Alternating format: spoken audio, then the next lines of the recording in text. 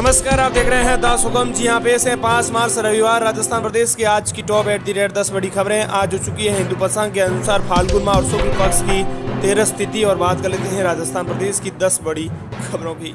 शुरुआत करते हैं प्रदेश की बड़ी खबर के साथ। प्रदेश में होली के त्योहार को देखते हुए राजस्थान के बाड़मेर जिले में 144 धारा लागू। ऑर्डर में लिखा, दूसरे की धार्मिक भावनाओं को ठेस नहीं पहुंचे। राठौड़ बोले, ये आदेश सरकार पर कलंक है। होली पर बाड़मेर कलेक्टर लोकबंधु की ओर से जिले में लगाई गई धारा 144 को लेकर विवाद खड़ा हो गया है।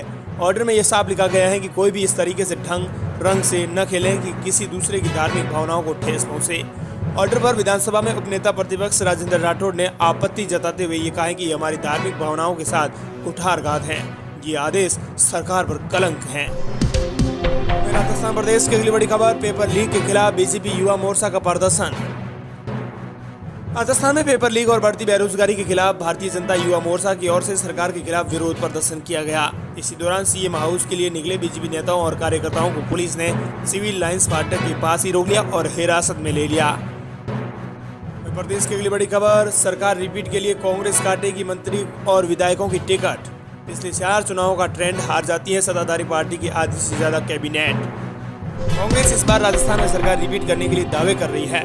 हालांकि आपने भी मुख्यमंत्री अशोक गहलोत से लेकर कई कांग्रेस नेताओं के मुंह से बार बार ये सुना होगा कि हम 25 साल से चले आ रहे सियासी ट्रेंड को तोड़ेंगे। जनता से जुड़े फैसलों के दम पर कांग्रेस फिर से सत्ता में आएगी। लेकिन सच तो यही है कि राजस्थान में सत्ताधारी दल फिर से सत्ता में नहीं आता। इस ट्रेंड को समझने के लिए मीडिया ने एक्सपर्ट्स की मदद ली और पिछले 4 विधानसभा चुनावों के नतीजों का बारीकी से एनालिसिस भी किया है। ऐसे में तय हो गया है कि अब कांग्रेस मंत्री और विधायकों के टिकट काटेगी। सरकार रिपीट करने के लिए कांग्रेस सरकार को ये कदम उठाना पड़ेगा। राजस्थान प्रदेश की अगली सबसे बड़ी खबर, सबसे अहम खबर आ रही है। भाजपा में गुटबाजी हावी, सीएम के 15 दावेदार घूम रहे हैं। सीएम अशोक गहलोत ने शनिवार को राज्य सरकार की जन कल्याणकारी योजनाओं की प्रशंसा करते हुए भाजपा पर जमकर हमला बोला है। उन्होंने कहा है कि भाजपा में काफी गुटबाजी चल रही है। सीएम के 15 दावेदार हैं, लेकिन जिस तरह से सीएम अशोक गहलोत ने कुशल वित्तीय प्रबंधन कर लोगों को राहत पहुंचाई है, उसके दम पर राजस्थान में ही नहीं, केंद्र में भी कांग्रेस सरकार बनेगी। राजस्थान प्रदेश की अगली बड़ी खबर, सीएम अशोक गहलोत बोले, प्राइवेट अस्पताल कमाने के लिए 10 तरीके निकालते हैं। कहा, राइट टू हेल्थ बिल का विरोध छोड़ दें। शिक्षा स्वास्थ्य कोई धंधा नहीं, सेवा है।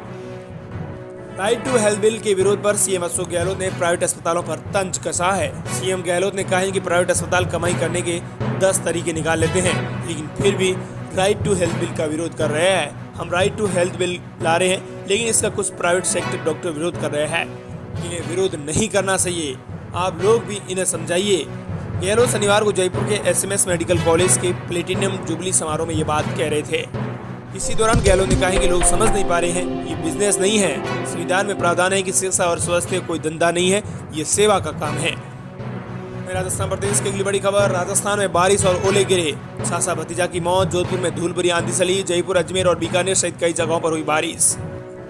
4 दिन पहले केंद्रीय मौसम विभाग ने राजस्थान समेत मध्य भारत में तेज गर्मी बढ़ने और बारिश कम होने का अनुमान जताया था, जो मार्च के पहले ही सप्ताह में फेल साबित होता दिख रहा है।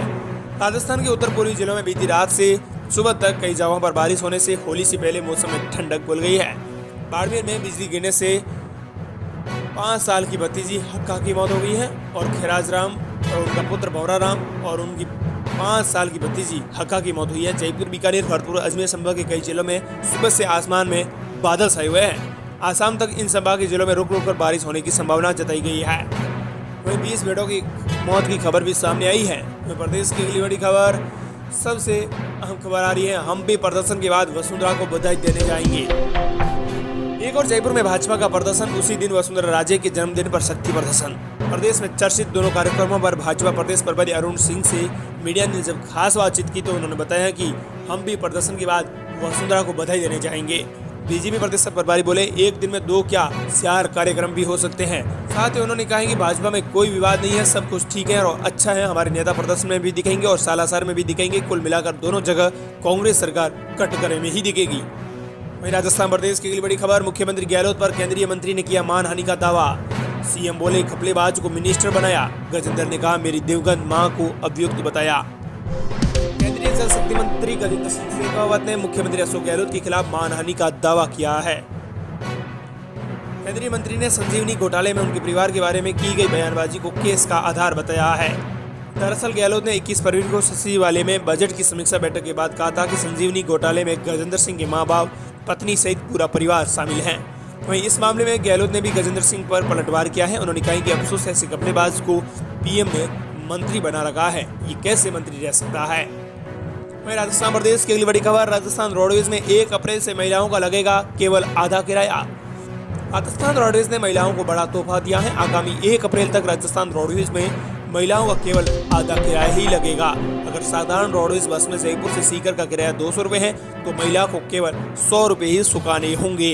रोडवेज ने ये फैसला हाल ही में सीएम अशोक गहलोत की ओर से की गई बजट घोषणा के अनुपालना में की है। लग्जरी बसों में ये छूट पहले की भांति 30% ही रहेगी, लेकिन इस छूट में कुछ नियम ऐसे भी हैं जो महिलाओं को सफर करने से पहले जान लेने चाहिए। वहीं प्रदेश की अगली बड़ी खबर, पीएम किसान निधि की 13वीं किस्त क्यों नहीं आई।